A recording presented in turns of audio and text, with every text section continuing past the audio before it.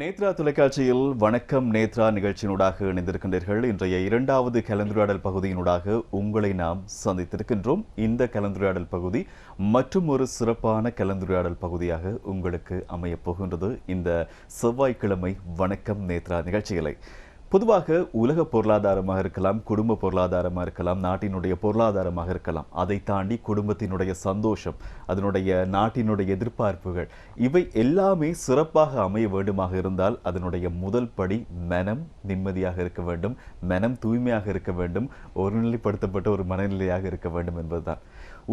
உலகளாவிய ரீதியில் இருக்கக்கூடிய மக்களுக்காக, எதிர்காலத்திற்காக இந்தியாவில் இருக்கக்கூடிய திருப்பூரில் அமைந்திருக்கும் பரம்பொருள் அறக்கட்டளையானது தொடர்ச்சியாக பரம்பொருள் யோக பயிற்சியை தொடர்ச்சியாக நடத்தி வருகின்றது. அந்த வகையில் இன்றைய நாளிலே எமது சிறப்பான கலந்துரையாடல் பகுதியில் எம்மோடு இணைந்திருக்கின்றார் பரம்பொருள் அறக்கட்டளை நிறுவனத்தினுடைய நிறுவனர் மகாவிஷ்ணு அவர்கள் எம்மோடு இணைந்திருக்கின்றார்கள். வணக்கம். குருவேஸ்வரனும் குருகடாட்சம். உங்களை இலங்கையில் சந்திப்பதில் மிக மகிழ்ச்சியாக இருக்கின்றது. யாழ்ப்பாணத்துக்கு விஜயம் மேற்கொண்டிருக்கின்றீர்கள். சில வருடங்களுக்கு முன்னர் இலங்கைக்கு சில நிகழ்வுகளுக்காக வருகை தந்திருக்கின்றீர்கள். இம்முறை இலங்கையின் கொழும்புக்கு வந்திருக்கக்கூடிய இந்த பயணமானது ஒரு முக்கியமான ஒரு பயணமாக பரம்பொருள் தொடர்பிலான யோக பயிற்சி தொடர்பிலான ஒரு பயணமாக அமைந்திருக்கின்றது. நாளை இடம்பெறவுள்ள நிகழ்வு பற்றி நாங்கள் பேசலாம். அதாவது இலங்கைக்கான விஜயம் குறித்து நாங்கள் பேசலாம். மகிழ்ச்சி, சந்தோஷம். இறையருளால் நீங்கள் அனைவரும் எல்லா வளமும் நலமும் பெற்று வாழ வேண்டுகிறேன். மனத்தெளிவுடன் ஆன்மத்தெளிவுடன் வாழ்ந்து அனைத்து உயர் ஞானத்தையும் பெற்று பிறவில்லா பெருவாழ்வை அடைய வேண்டுகிறேன். ஒரு 2 மாதங்களுக்கு முன்னாடி ஆல்ரெடி இலங்கை வந்திருந்தோம். ஜஃப்னா அப்படின்ற பகுதியில் பார்த்தீங்கன்னா நம்ம இந்த மனம் மற்றும் உடல் மற்றும் ஆன்மாவை பற்றி தெரிந்து கொண்டு அதனை கையாண்டு அதில் உச்சகட்ட நிலையை இன்னும் சிம்பிளஸ்ட் ஃபார்மில் சொல்லணும்னா உங்களோட மூளையுடைய அந்த தன்மை, மூளையினுடைய ஆற்றலை 100% இயங்க செய்வது எப்படி, இவ்வளோதான் மேட்ரு. உங்களுக்கு இதை தமிழில் சொல்லணும்னா மெய்ஞானம்னு சொல்கிறாங்க. விஞ்ஞானம் என்பது எந்த இடத்தில் தனது இயலாமையை ஏற்றுக்கொண்டு இதுக்கப்புறம் என்னால் கண்டுபிடிக்க முடியல நிற்கிதோ அந்த இடத்தில் தான் மெய்ஞானத்தின் தொடக்கம் ஆரம்பிக்கிறதுன்னு சொல்லி சித்தர்கள் சொல்கிறாங்க. மெய்ஞானம்னா என்ன? மெய் என்றால் உண்மை, ஞானம் என்றால் அதனை பற்றிய ஆழமான உண்மை. அப்ப இந்த மெய் என்றால் உடல் என்றும் சொல்லலாம், மெய் என்றால் உண்மை என்றும் சொல்லலாம். அப்ப இந்த உடல் மற்றும் ஆன்மாவை பற்றிய மிக தெளிவான மிக சிறப்பான புரிதலை தெரிந்து அப்புறம் அறிந்து அப்புறம் புரிந்து அப்புறம் உணர்ந்துட்டீங்கன்னா அதுதான் ஞானம். ஸோ இதைத்தான் பார்த்தீங்கன்னா நம்ம யாழ்ப்பாணத்தில் ஒரு நாள் பரம்பொருள் யோகம் நேரடி வகுப்பில் சொல்லி கொடுத்தோம். நிறைய மக்கள் ஸ்ரீலங்காலேருந்து வந்திருந்தாங்க. ஈவன் நம்ம இப்போ ஆஸ்திரேலியா, இப்போ மலேசியா, சிங்கப்பூர்லாம் இப்போ நமக்கு ரெகுலராக கிளாஸஸ் போயிட்டுருக்கு. எவ்ரி மந்த் கிளாஸ் போயிட்டுருக்கு. அங்கே நிறையா இலங்கை தமிழர்கள் கிளாஸ் அட்டன் பண்ணுறதை பார்க்க முடியுது. பொதுவாகவே இலங்கை தமிழர்களை பற்றி சொல்ல வேண்டும் என்றாலும், இலங்கையில் வாழக்கூடிய சிங்கள மக்களை பற்றி சொல்ல வேண்டும் என்றாலும், இந்த இலங்கை மண்ணினுடைய சிறப்பே அதுதான். ராவணன் ஆண்ட மண் இது, ஆற்றல் மிக்க மண், சிவபெருமானுடைய மாபெரும் பக்தர். ஸோ அவர் மெயினாக போதிச்சது இந்த ஞானத்தை பற்றி தான். ஞானம் எப்படி இருக்க வேண்டும்? 10 தலை ராவணனுக்கு இருந்ததான் கேட்டால் 10 தலை இல்லை, 10 தலையோட ஞானம் அவருக்கு இருந்தது. அதனால தான் 10 தலை ராவணன் என்று கூறுகிறார். ஸோ இந்த மெய்ஞானம் என்பது நினைத்து பார்க்க முடியாத மாற்றத்தை ஒவ்வொருவனுடைய வாழ்க்கையிலும் ஏற்படுத்தும். கர்ம வினைகளை அழிக்கும், ஆனந்தமாக வைத்திருக்கும், உடலை பற்றிய தெளிவு கிடைக்கும், மனதை பற்றிய தெளிவு கிடைக்கும், அடுத்த பிறவி இல்லாத நிலைக்கு எப்படி போவது என்பதற்குண்டான ஆழமான தத்துவத்தையும் இந்த மெய்ஞானம் என்பது நிச்சயமாக ஒவ்வொருவருக்கும் போதிக்கும். மனநிலை என்று சொல்லும் போது மனதை ஒருநிலைப்படுத்திவிட்டால் நிச்சயமாக கோபத்தை அல்லது வெறுப்பை, எங்களுடைய உணர்வுகளை வெளிப்படுத்தாமல் அது கட்டுப்படுத்திவிடும். மனதை ஒருநிலைப்படுத்த வேண்டிய ஒரு கட்டாயம் இருக்கின்றது. இந்த யோகம் பரம்பொருள் பயிற்சியினூடாக மனதை கட்டுப்படுத்துவதற்கான வழிமுறைகள் என்னவாக இருக்கு? நல்ல கேள்வி. முதல்ல உங்களுக்கு ஒரு கிளாரிட்டி கொடுக்கணும்னு நினைக்கிறேன். கோகுல் பிரதர் நினைக்கிறேன் உங்களோட பேர். அதாவது மனதை கட்டுப்படுத்தணும்னு நினைச்சீங்கன்னா அங்கே ரிப்பல் ஆகும், அங்கே ஃபைட் வரும். மனதை அடக்கணும்னு நினைச்சீங்கன்னா பஞ்சாயத்து வந்துடும், பிரச்சனை வந்துடும். ஏன்? யார் மனசை அடக்கணும்னு முயற்சி பண்ணுறது? மனசு தான் முயற்சி பண்ணுது. மனசு முயற்சி பண்ணி எதை அடக்குது? மனசு முயற்சி பண்ணி மனசே அடக்குது. மனசு முயற்சி பண்ணி மனசே அடக்கும் போது என்ன ஆகுது? ஐயோ ரொம்ப கஷ்டமா இருக்கேன்னு சொல்லி மனசே வேணான்னுது. அப்புறம் மனசு என்ன பண்ணுது? கொஞ்ச நாள் கழிச்சு, இல்லையா அது கொஞ்சம் நல்லா இருந்த மாதிரி இருந்துச்சு, சரி மறுபடியும் ட்ரை பண்ணுவோன்னு. அப்போ கேட்பதும் மனம்தான், இயங்குவதும் மனம்தான், இயக்கப்படுவதும் மனம்தான், சொல்வதும் மனம்தான், செயல்படுவதும் மனம்தான், எல்லாமே மனம்தான். அகத்தியர் இதை ஒரே வார்த்தையில முடிச்சிடுறாரு. ஏன் மனசை பத்தி தெரிஞ்சுக்கணும் நீங்க என்ன கேள்வி கேட்டீங்கன்னா, அகத்தியர் சொன்ன பதில தான் நான் சொல்றேன். மனமது செம்மையானால் மந்திரம் ஜபிக்க வேண்டாம். மனம் அது செம்மையானால் வாசியை நிறுத்த வேண்டாம், வாசியோகம் வேணாங்கிறாரு. மனம் அது செம்மையானால் வாயுவை உயர்த்த வேண்டாம், பிராணாயாமம் வேணாங்கிறாரு. மனம் அது செம்மையானால் மந்திரம் செம்மையாமே. ஸோ மனதை புரிந்து கொள்ளும் போது மனம் ஆட்டோமேட்டிக்காவே அமைதி நிலைக்கு போயிடும். நீங்க சண்டை போட்டெல்லாம் மனசு அமைதியெல்லாம் படுத்த முடியாது. புரிஞ்சுக்கணும். இப்போ ஒரு எக்ஸாம்பிளுக்கு உங்களுக்கு புரிய வைக்கிறேன், மனசை பத்தி இப்போ புரிய வைக்கிறேன். இப்போ இந்த அறை ஃபுல்லா வந்து பாத்தீங்கன்னா வெளிச்சமா இருக்கு. இப்போ இந்த ஃபுல்லா இந்த வெளிச்சத்தை ஆஃப் பண்ணிட சொல்லிடுறேன். இப்போ உங்களை நான் கூப்பிட்டு காட்டுறேன், அங்க பாருங்க ஒரு பாம்பு தெரியுதான்னு நான் காட்டுறேன். பார்த்தா பாம்பு தான். அது பயந்துருக்கு, ஆமாங்க என்னங்க அங்க ஒரு பாம்பு இருக்கு அப்படின்றீங்க. எங்க இவ்வளவு நாள் பார்க்கலையா நீங்க? ஆமாங்க பார்க்கலங்க. சரி லைட்டை போடுங்கன்னு லைட் போட்டால் தான் தெரியாது அது பாம்பு இல்லை கயிறு அப்படின்றது உங்களுக்கு தெரியும். அப்போ வெளிச்சம் வருவதற்கு முன்னால் உங்களுக்குள்ள ஒரு பயம் இருந்தது, வெளிச்சம் வந்ததுக்கு அப்புறம் அந்த பயம் போயிருச்சு. ஏன்? அதை பற்றிய புரிதல் உங்களுக்கு வந்துருச்சு. அது பாம்பு இல்லை கயிறுன்னு தெரிஞ்சிருச்சு. இப்ப மனிதனுடைய மனம் பார்ப்பதையெல்லாம் பயமாக நினைத்து வாழ்ந்து கொண்டிருக்கிறது. பொண்டாட்டி, புள்ள, புருஷன், காசு, பணம், கடன், சொத்து பத்து, வீடு வாசல் வசதி, அது இது, இந்த பிரச்சனை அந்த பிரச்சனை, அழகு பேரு புகழ், இவ்வளோ பிரச்சனை இருக்கு. இதெல்லாம் என்னன்னு கொஞ்சம் கொஞ்சமா புரிய புரிய புரிய புரிய மனம் ஆட்டோமேட்டிக்காவே அமைதி நிலைக்கு போயிடும். நீ ஒன்றும் பண்ண வேணாம். புரிதல் எனக்கூடிய அந்த ஞான விளக்கம் உங்களது மனதை அமைதிப்படுத்தும். இதை தெளிவா சொல்லி கொடுக்கறக்காக இப்ப நம்ம கொலம்போ வந்திருக்கோம். இப்ப நாளை 12ஆம் தேதி ஓகே புரியுது, நான் சொல்றதை சொல்லிடுறேன், நீங்க எடிட் பண்ணிக்கங்க.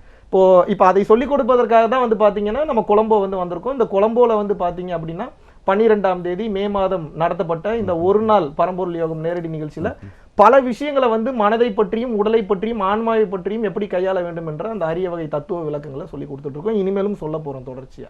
இந்த பயிற்சியினூடாக கிடைக்கக்கூடிய பயன்கள் குறித்து நாங்கள் கட்டாயமாக பேசலாம்.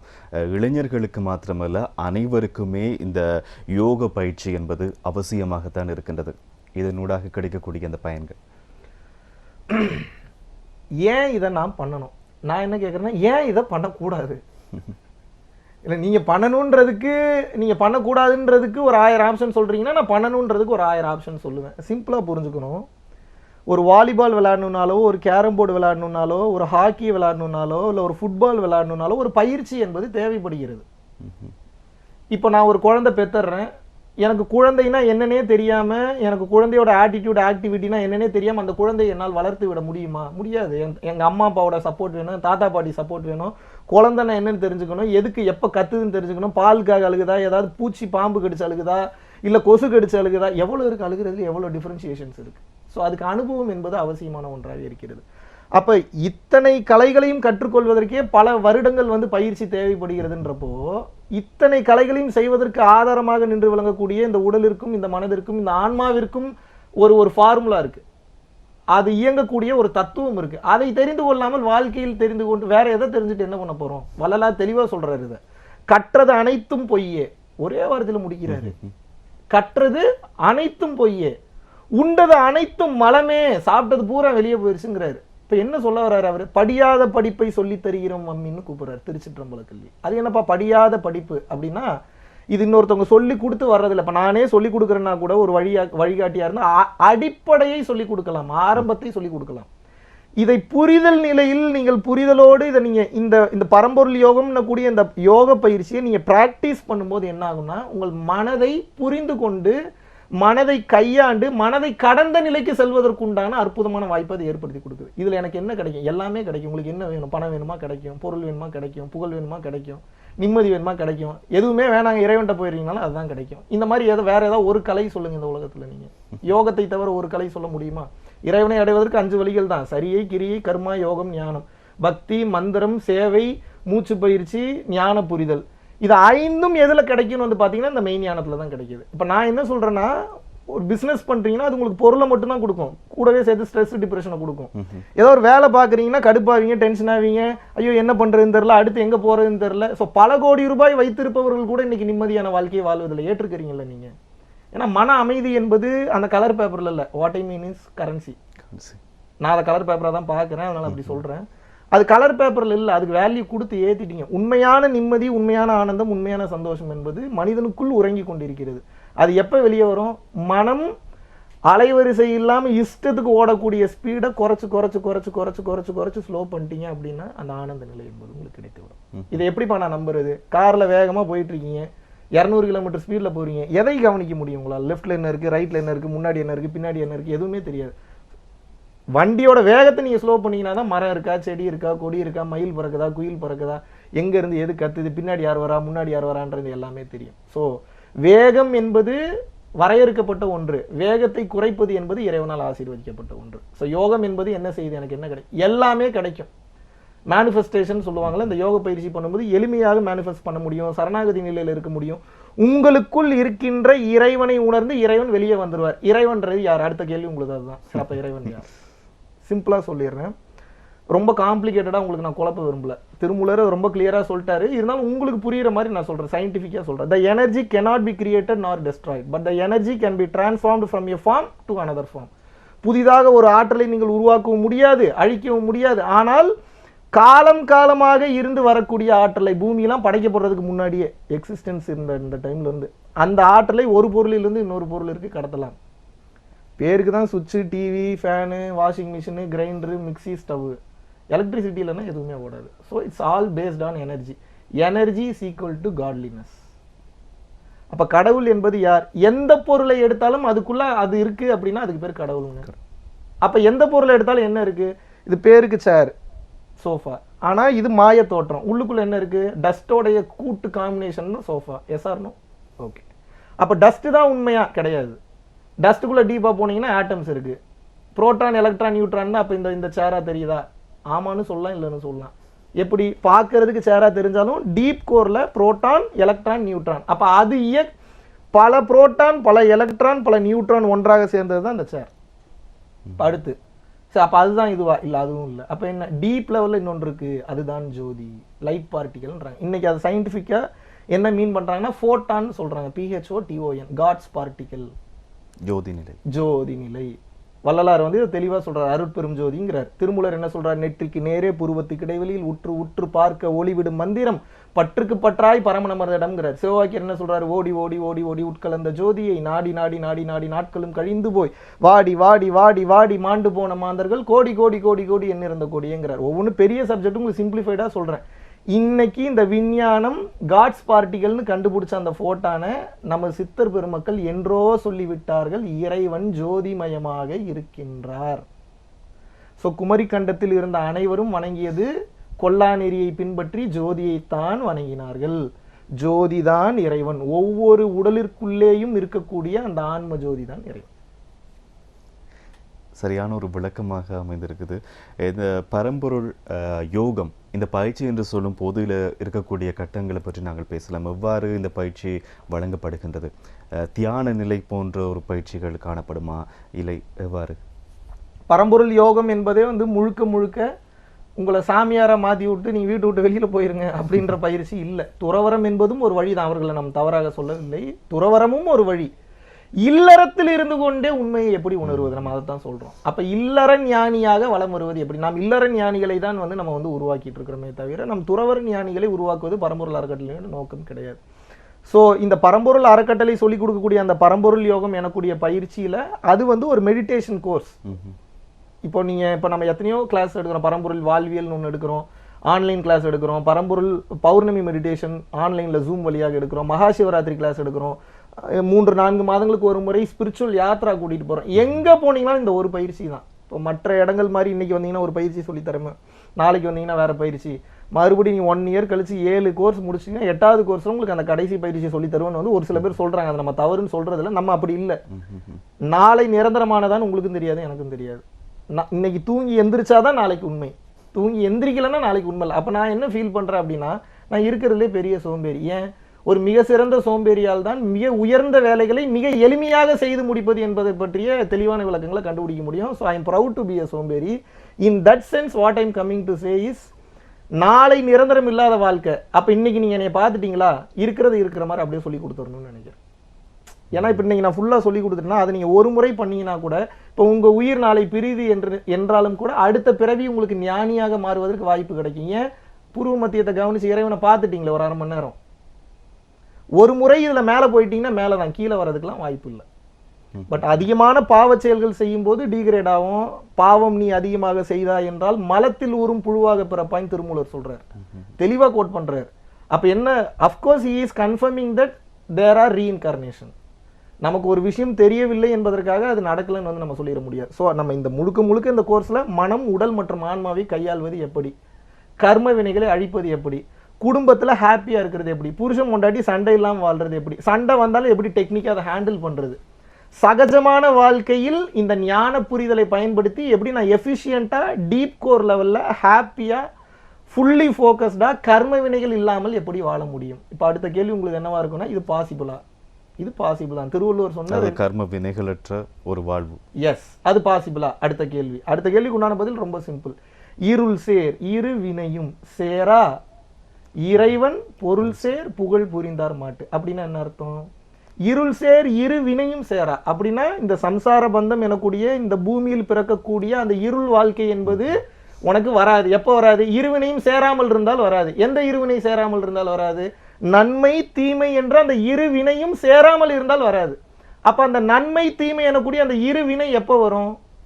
இறைவன் பெயரை சொல்லி சொல்லி உனது ஒவ்வொரு செயலையும் நீ இறைவனுக்கு அர்ப்பணம் செய்து சரண்டர் பண்ணி ஒவ்வொரு செயலையும் செய்யும் போது அந்த செயல் மற்றும் அந்த நோக்கத்திற்கு உண்டான கர்ம பதிவு உன்னை பிடிப்பது இல்லை என்று திருவள்ளுவர் கூறுகிறார்.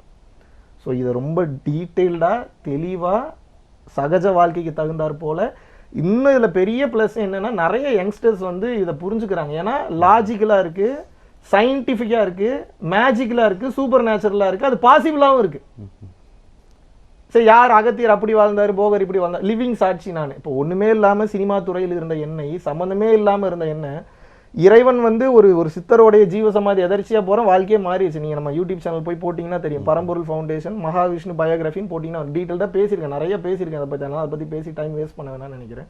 ஒரு இயக்குனராக இருந்த என்னை சம்மந்தமே இல்லாத ஒரு மெய்ஞான தத்துவத்தை விளக்கக்கூடிய ஒரு ஒரு உடலாக, ஒரு மனமாக, ஒரு உயிராக மாற்றி இருக்கிறார் என்றால் என் அப்பன் ஓம் தத்சத் பிரம்மஞானி ஸ்ரீ ஸ்ரீ ஸ்ரீ காஞ்சி விஸ்வநாத சுவாமிகளினுடைய பேரருள் தான்.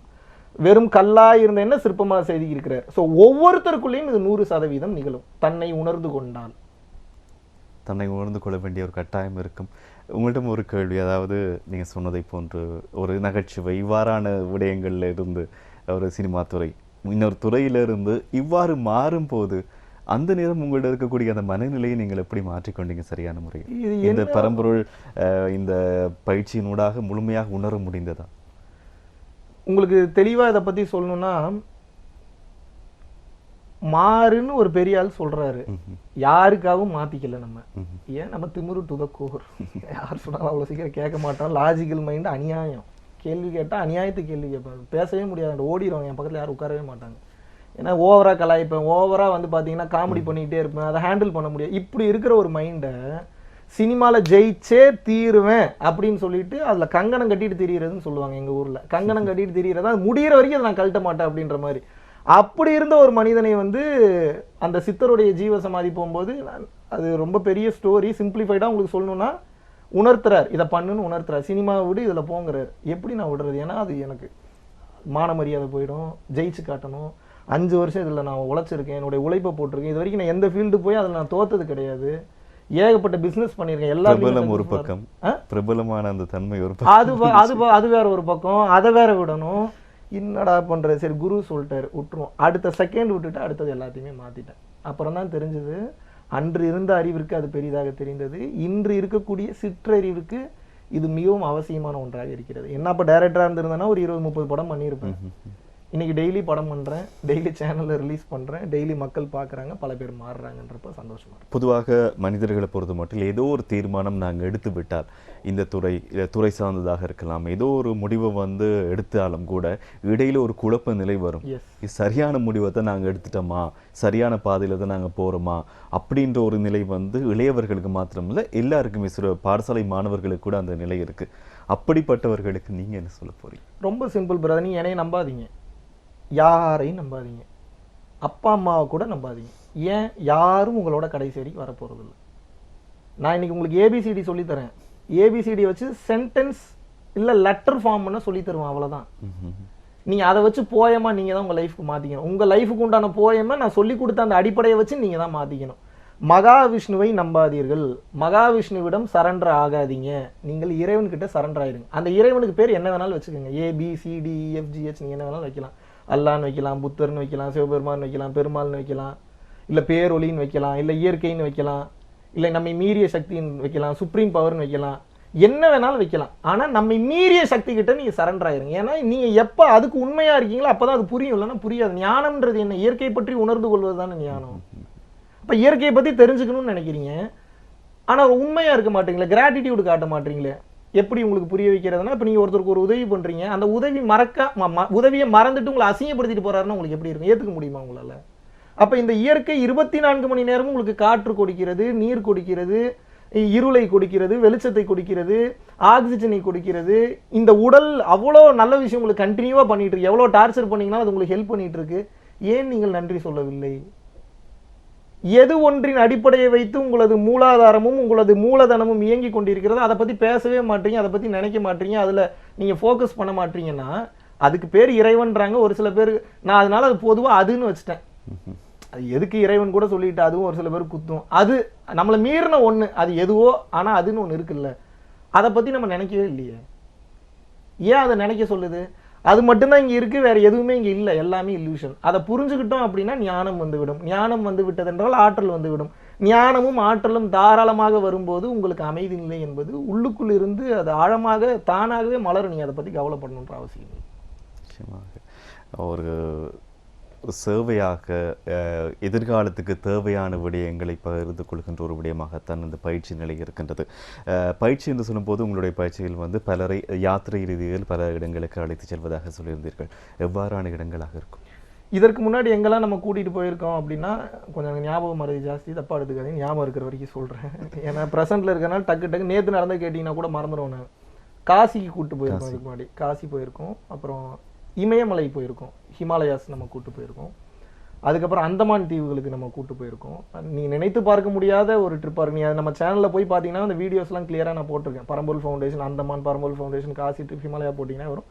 இப்போ ஜூன் மாதம் வந்து பார்த்தீங்கன்னா கேதார்நாத் அண்ட் பத்ரிநாத்துக்கு வந்து பார்த்தீங்கன்னா தமிழ்நாடு, மலேசியா மற்றும் சிங்கப்பூரில் இருக்கக்கூடிய நிறைய ஃபாலோவர்ஸ் வந்து இருக்காங்க. ஸோ அதில் சூஸ் பண்ண ஒரு சில நபர்களை இப்போ கேதார்நாத் அண்ட் பத்ரிநாத் ட்ரிப் கூட்டு போகலான்ற இமயமலையினுடைய அந்த பயணம், அது நிச்சயமாக அந்த அனுபவத்தை பகிர்ந்து கொண்டால் சிறப்பாக இருக்கும். ஓகே, குட் கொஸ்டின், பாராட்டுறேன்.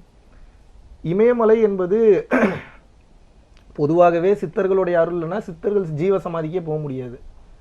இமயமலைக்கு ஒருத்தங்க போகணுன்ற எண்ணம் வருதுனாவே சிவனினுடைய பரிபூரண அருளை அவர்கள் பெற்றிருக்கிறார்கள் என்ற அர்த்தம். அது என்ன சிவன்றது என்ன, அது நம்ம முகமாக நினைக்கிறா சிவன் இல்லை, அது ஒரு தத்துவம். சிவம் என்பது என்ன, இறை, அவ்வளோதான். அதை வந்து இஸ்லாத்தில் அல்லான்னு சொல்கிறாங்க, கிறிஸ்டியானிட்டியில் ஜீசஸ்ன்னு சொல்கிறாங்க, தேவதூதர்கள்னு சொல்கிறாங்க. இப்போ புத்திசம்ல வந்து பார்த்தீங்கன்னா புத்தாவை கடவுளுக்கு நிகராக வைத்து பார்க்கிறார்கள். கடவுளை உணர்ந்ததனால் புத்தர் வந்து இறைவனாக மாறிவிட்டார். அப்போ ஒரே புத்தர் தானேன்னு கேட்டால் அப்படி இல்லை. புத்தர் எதை விருப்பப்பட்டாரு? ஒவ்வொருத்தரும் புத்தராக மாற வேண்டும். புத்தா என்பது ஒரு நிலை தானே, புத்தியற்ற நிலை, புத்தியை கடந்த நிலை, அதானே புத்தா.